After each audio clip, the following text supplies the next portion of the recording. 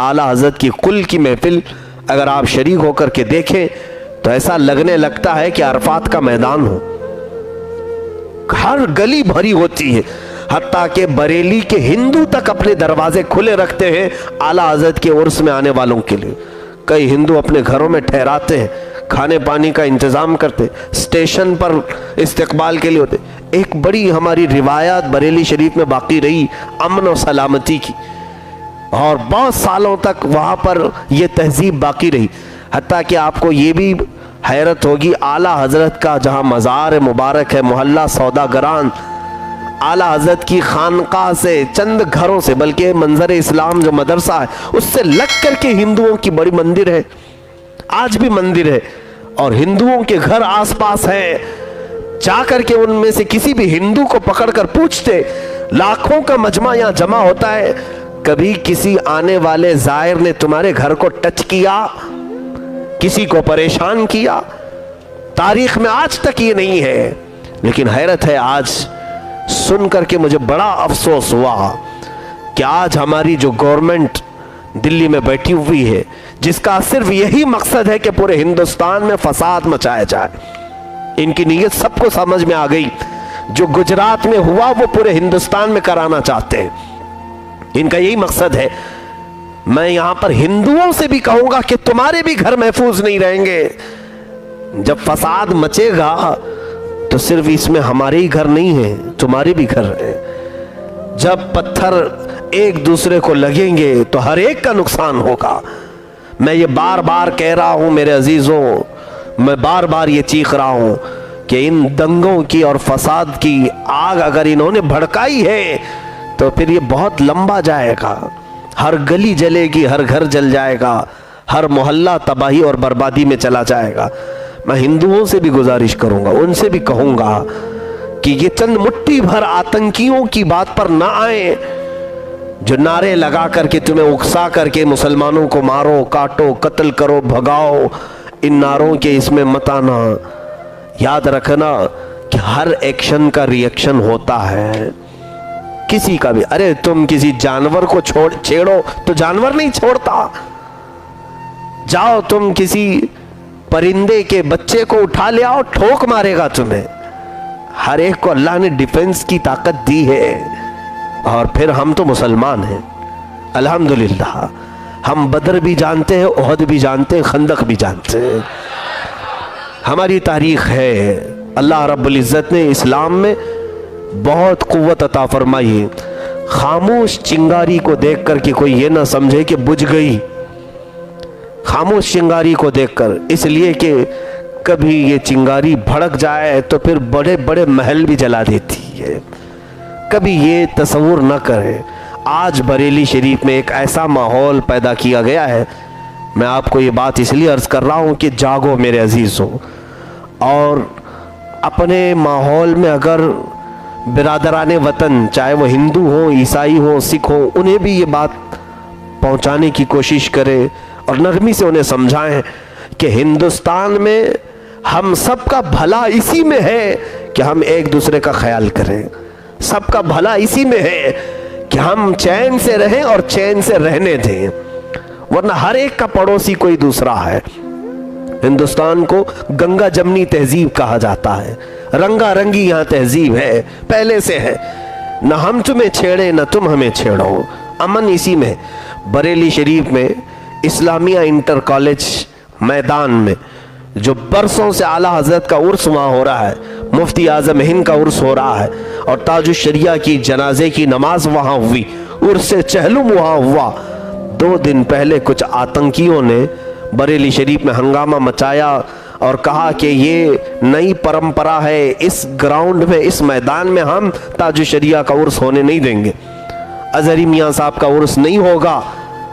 कुछ सैनिक अपने आप को शिव सैनिक कहते हैं, इन्होंने लाल पीले झंडे लेकर के वीडियो बनाई, और इतनी ही बात पर वहाँ का प्रशासन, वहाँ की डिपार्टमेंट वाले डर गए और उसके बाद इन्होंने परमिशन को तक कैंसिल कर दिया। मैं समझता हूँ पूरे करोड़ों मुसलमान, सिर्फ हिंदुस्तानी नहीं, पूरी दुनिया के करोड़ों मुसलमान जो सुन्नी हैं वो अपना मरकज बरेली शरीफ को मानते हैं। हमारी अकीदतों का वो मरकज़ है, हमारी मोहब्बत रसूल का वो अलमबरदार है। हम बरेली को किसी गली की वजह से नहीं जानते, बल्कि एक आशिक रसूल की वजह से जानते हैं। हम फ़ख्र से पूरे, हत्ता कि आपको हैरत होगी, आप दिल्ली वाले हों, आप बम्बई वाले हों, कोई कर्नाटक वाला हो, कोई यूपी वाला हो, कहीं का भी हो, अरब में जाएंगे आप, सुन्नी उलमा से अगर मुलाकात करेंगे, वो सवाल यही कहते पूछते हैं, अंत बरेलवी, क्या तू बरेलवी है? आप अगर कहोगे नहीं मैं बरेलवी नहीं हूं, तो वो चेहरा फेर लेंगे, वहां के सुन्नी उलमा नहीं मिलते। आप 1000 कहो नहीं मैं दहलवी हूं, नहीं मैं मुंबईया हूं, मैं भैया हूं, कुछ भी कहो, उन्हें किसी चीज से गरज नहीं, उन्हें नहीं मालूम दहलवी क्या है, मुंबई क्या है, कर्नाटकी क्या है। उन्हें ये मालूम है कि यहाँ के सुन्नियों को बरेलवी कहा जाता है। हत्ता कि अजमेर मोहल्ला में रहने वाले भी बरेलवी कहते हैं। बरेली अब शहर से नहीं, हमारे सुन्नियत से जुड़ा हुआ है। डिपार्टमेंट वालों ने इस परमिशन को मनसूख करके, कैंसिल करके करोड़ों मुसलमानों को उन्होंने दुख पहुंचाया है, दुख पहुंचाया है। एक मुट्ठी भर लोग खड़े हो जाए तो तुम इतना बड़ा परमिशन कैंसिल कर दोगे, खत्म कर दोगे। इसीलिए तो मैंने कहा था, इन दंगाइयों पर अगर तुम्हारा बस नहीं चलता, तो शायर ने कहा है बहुत अच्छा कि सुन ले ऐ हुकूमत, हम तुझे नामर्द कहते हैं। चंद औबाशों की बात पर खौफ होता है। अब भी लाखों लोग वहां पर जमा हैं, और मेरा यकीन है अल्लाह रब्बुल इज़्ज़त की ज़ात पर, हम औलिया की बारगाह में जाने वाले कोई आतंकी नहीं होते। हम तो ईमान और अमल की भीख मांगने के लिए इन औलिया के कदमों में जाते हैं। गरीब नवाज सरकार के शहदाई कभी दहशतगर्द नहीं हो सकते। औलिया के मानने वाले कभी लोगों को दुख पहुंचाने वाले नहीं होते। हम तो अमन के पैगाम्बर औलिया कामिलीन के सच्चे आशिक हैं, उनकी तालीमात पर हम चलते हैं। और यहाँ से एक दूसरा नतीजा मैंने जो निकाला, दूसरा नतीजा वो ये है कि अजीज़ान गिरामी, आला हज़रत के उर्स पर, मुफ्ती आज़म हिंद के उर्स पर, इस्लामिया इंटर कॉलेज में जमा होने वाले लाखों मुसलमानों की तादाद पर कभी कोई ऑब्जेक्शन अब तक नहीं आया था। कभी सुना था क्या? बरेली शरीफ में कोई फसादात की तारीख नहीं है ज़्यादा, इक्का दुक्का कहीं हुए हों, लेकिन ऐसे फिरका वाराना फसादात हिंदू मुस्लिम नहीं होते थे। आज कुछ हिंदू वहाँ के खड़े हैं, अगर मुसलमानों को यहाँ हम नहीं आने देंगे, उर्स नहीं करने देंगे, तो मुझे एक इसका दूसरा रिजल्ट ये मिलता है कि सरकार सईदना इमाम हुसैन रज़ी अल्लाह ताला अन्हु करबला के मैदान में शहीद तो हो गए, लेकिन नेज़े पर सर था, तो उस सर को देख करके भी कई लोगों के अंदर हैबत तारी थी। तो एक शहदाई हुसैन ऐसा होता है कि जब वो जिंदा जमीन पर चल रहा होता है, लाखों के दिलों में हैबत तारी करके रहता है। आज उस ताजुश शरिया की ज़ात ऐसी है, वो जमीन के नीचे जाकर 1 साल हो गया, लेकिन पूरी धरती इनकी हिल रही है। इसी वजह से इन्होंने खौफ के मारे ये कहा कि इन ताजुश शरिया के शहदाइयों को जमा होने ना दो, बाकी सब कहीं कुछ भी जमा हो जाए, चाहे कहीं चिल्ले में जमा हो, छट्टी में जमा हो, सब चलेगा, ताजुश शरिया के आशिक न जमा हो। इसलिए कि अब भी ये हैबत तारी है, उन्हें पता है वो जमीन के नीचे सोया तो जरूर है, लेकिन मुरीदीन का आज भी वो गमगुसार है, आज भी वो मददगार है। एक बार ये खड़े हो जाएं तो धरती कुफ्र को हिला देंगे। और हमें यकीन है मेरे अजीजों, एक बात याद रखें, अल्लाह हमारा वाली है, रसूल करीम सल्लल्लाहु अलैहि वसल्लम हमारे नासिर और हामी हैं। उस उहद के मैदान में एक बात याद रखना, जब लोग कुफार और मुशरिकीन सहाबा को जख्मी कर चुके थे, 70 सहाबा की जानें गई थी, रसूल करीम सल्लल्लाहु अलैहि वसल्लम के दंदाने मुबारक शहीद हो गए थे, और मैदान जिहाद से पीछे हट करके एक पहाड़ में पनाह लिए थे। उस वक्त कुफार और मुशरिकीन नारे लगा रहे थे बहुत ज़ोर ज़ोर के, जैसे ये नारे लगते हैं आज। ये 1400 साल पुरानी तारीख है, मुझे तो वो सारे ज़माने याद आते। उन्होंने कहा था ओलु हुबुल ओलु लात उज़्ज़ा, यानी हुबुल की जय हो। हुबुल एक बुत का नाम है, हुबुल की जय हो, लात की जय हो। लात ये वाला लात नहीं, वो लात एक बुत का नाम था, उनके एक खुदा का नाम भी लात था, क्योंकि लातों से बनाते थे। ओलु लात ओलु हुज़्ज़ा, इस तरह जय हो यानी बुलंद हो, वो नारे लगा रहे थे। रसूल करीम सल्लल्लाहु ताला अलैहि वसल्लम ने हज़रत उमर से कहा, ए उमर जवाब दो। उन्होंने कहा था कि हमारे पास लात है, हमारे पास उज़्ज़ा है, हमारे पास हुबुल है, तुम्हारे पास कौन है? हज़रत उमर फ़ारूक रज़ियल्लाहु ताला अन्हु ने ऐलान किया बुलंद आवाज़ से। वो मशहूर कर रहे थे मोहम्मद सल्लल्लाहु अलैहि वसल्लम का इंतकाल हुआ। हज़रत उमर कहते हैं, ए लोगों सुनो, काफिरों ने 3 ऐलान किए थे, एक हुजूर के इंतकाल का, एक हज़रत अबू बकर का, हज़रत उमर का, क्योंकि सहाबा इन तीनों के इंतकाल की खबर सुन करके ढीले पड़ जाएंगे। तो काफिरों ने ये ऐलान कर दिया था जिहाद के मैदान। तो हज़रत उमर को हुजूर ने खड़ा किया, ऐलान करो। आपने ऐलान किया, ए कुफ्फार और मुशरिकीन कान खोल के सुनो, मोहम्मद भी जिंदा है, अबू बकर भी जिंदा है, उमर भी जिंदा है, और तुम्हारे दिल पर यानी कांटे दौड़ते रहेंगे और हम अब भी तुम्हारे मुकाबले के लिए खड़े रहेंगे। उसके बाद फिर फरमाया, अल्लाहु मौलाना वला मौला लकुम, अल्लाह हमारा मददगार है और तुम्हारा कोई नहीं है। ये नारा हज़रत उमर फ़ारूक ने दिया था। और फिर चंद दिनों के बाद इस नारे की बरकत ये थी कि सारे लोगों के पैर उखड़ गए थे खंदक के मैदान में, और उसके बाद फिर शिकस्त पर शिकस्त होती रही।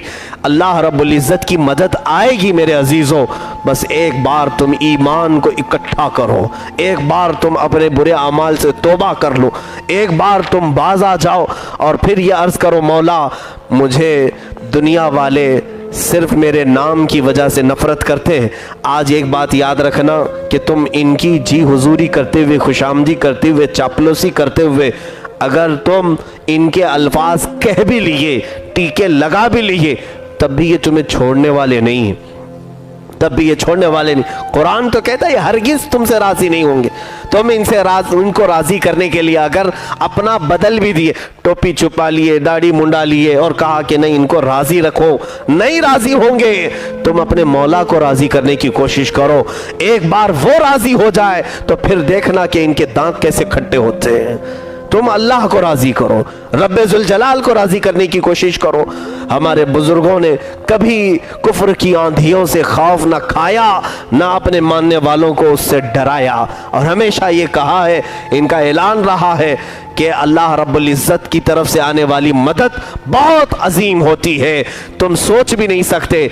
अगर इनका झुंड भी आ जाए, मौला तुम्हारी मदद करने पर आए तो सिर्फ अबाबिल चिड़ियों से भी मदद कर देता है, और कभी किसी लंगड़े मच्छर से भी मदद फरमाता है, और कभी किसी हल्के पानी से भी तबाह कर देता है, और कभी हवाओं को चला करके इनके जिस्मों की चमड़ियां उधेड़ देता है। अल्लाह रब्बुल इज़्ज़त जब बदला ले, इंतकाम ले, तो उसकी पकड़ बहुत सख्त है मेरे अजीज़ों। पनाह मांगो अल्लाह की बारगाह में, पनाह मांगो रब्बे जुल जलाल की बारगाह में। अब इधर उधर पुकारना छोड़ दो। अब आपको यकीन हो गया होगा, हम इतने सालों से कहते रहे कि ये तुम्हारे मावा व मलजा, ये तुम्हारे मददगार नहीं जो कुर्सियों पर बैठे हैं, ये दरिंदे हैं, ये तुम्हारे कत्ल का इंतज़ार कर रहे हैं, हम सब के मरने के इंतज़ार में हैं। देखो आज जगह जगह दंगाई फसाद मचा रहे हैं, सारे लोग खामोश हैं, सारे लोगों पर चुप्पी साधी हुई है, ना कोई पीएम बोलता है, ना कोई सीएम बोलता है। हम जाएं तो किधर जाएं, किससे कहें? इसलिए मेरे अजीज़ों, मैं बारहा कहता हूँ, हिंदुस्तान कल भी हमारा था, आज भी हमारा, इंशाअल्लाह हमारा रहेगा। हम हिंदुस्तानी हैं, हम इसके कवानीन की खिलाफ वर्जी नहीं करते, हम इसके हदों को नहीं फैलाते। क्या आतंकियों में हमारा नाम आया है? कहीं कोई बम ब्लास्ट करता है, वो भी तुम्हारा कोई नाजायज़ बेटा होगा, उसको तुम मुसलमानों से जोड़ करके तो दहशतगर्द है। ये सारी दहशतगर्दी तो आज सबके सामने नज़र आ रही है, सबके सामने नज़र आ रही। किसी को बांध कर मार मार करके उससे अपने दीन को इकरार करवाना, हैरत होती है। एक बहुत बड़ा ब्लेम था, बार बार ये कहते थे कि इस्लाम तलवार के ज़ोर से फैला है, इस्लाम डरा करके फैलाया गया है। आज तो तुमने अपने अमल से खुद ही दिखा दिया कि कौन डरा करके अपने दीन में लाता है और कौन मोहब्बतों से अपने दीन में लाता है। ये तो दुनिया देख रही, दुनिया आज देख रही है। हम किसी खंबे से बांध करके किसी को नहीं कहते मार करके, कहो अल्लाह, कहो अल्लाह, कहो अल्लाह। हमने किसी को बांध के मार के नहीं कहा, बल्कि सरकार गरीब नवाज रदी अल्लाह ताला कुफ्र की धरती में बीचों बीच बैठे रहे, खुद पुकारते रहे अल्लाह अल्लाह।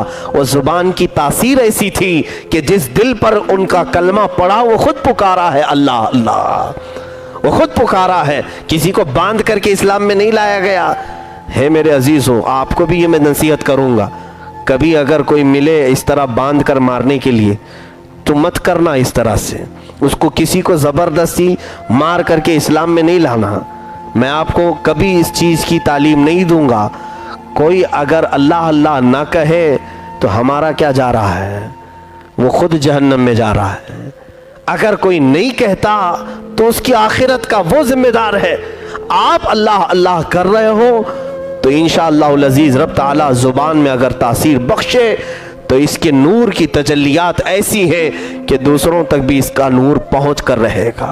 हम जोर ज़बरदस्ती किसी को नहीं लाते और ना ही मेरे आका सल्लल्लाहु अलैहि वसल्लम ने इसकी तालीम दी है।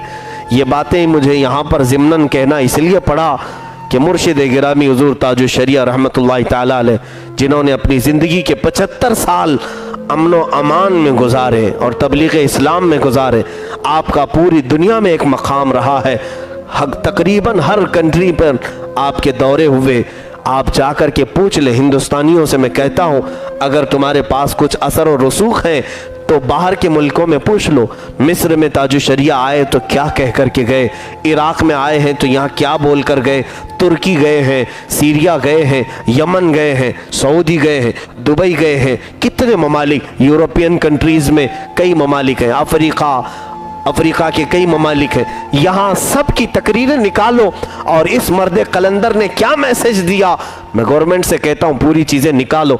जिसने अपनी ज़िंदगी के 40 साल अमन की दावत दी, आज उसके उर्स में तुम कहते हो कि फसाद हो सकता है, यहाँ पर बरेली में इंतशार हो सकता है।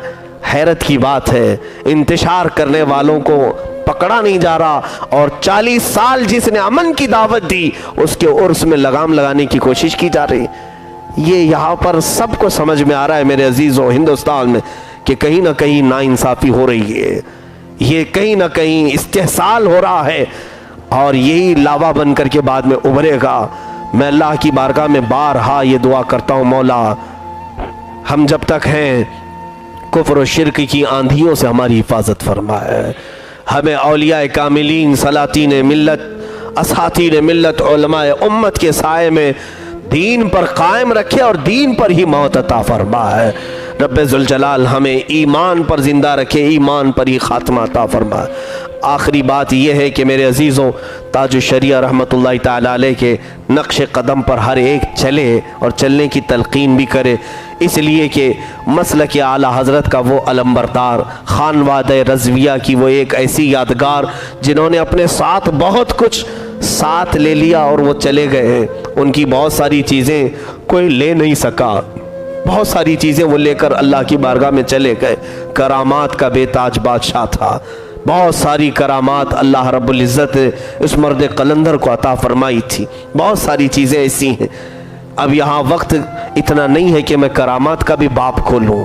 मैं आपको गुजारिश करूँगा कि आपकी सीरत पर लिखी गई किताबें ज़रूर पढ़ें और जिन्होंने इस अभी फ़िलहाल ताजुल शरिया को देखा है, मैं उन्हें मुबारकबाद 1000 बार पेश करूँगा कि तुमने एक वली कामिल को देखा है, वली कामिल को देखा है। आने वाली नस्लों में तुम फ़ख्र करोगे, अपने बच्चों पर तुम फ़ख्र करोगे और ये कहोगे हम अल्हम्दुलिल्लाह ताजुल शरिया को देखे हुए ज़माने में थे, उनके ज़माने में हम रहे हैं। इसलिए कि अब हर आने वाला ज़माना इल्म से कम होता चला जाएगा, उलमा उठाए जाएंगे, हादियान इस्लाम दुनिया से रुखसत होते रहेंगे और उनकी जगह कोई लेने वाला नहीं होगा और बाद में फिर ऐसे लल्लू पच्चू पीर खड़े हो जाएंगे, गैरा गैरा नत्थु खेरा कायद बन जाएगा, कोई ना कोई लीडिंग करने लगा, जाहिल स्टेज पर बैठेंगे। अजीज़ान गिरामी, वो फितनों का दौर हम आगे आएगा, लेकिन आज तक आपने जो देखा और अब भी अल्हम्दुलिल्लाह मशाइख मौजूद हैं, उनका एहतराम करें और उनके साए दराज होने की दुआएं करें।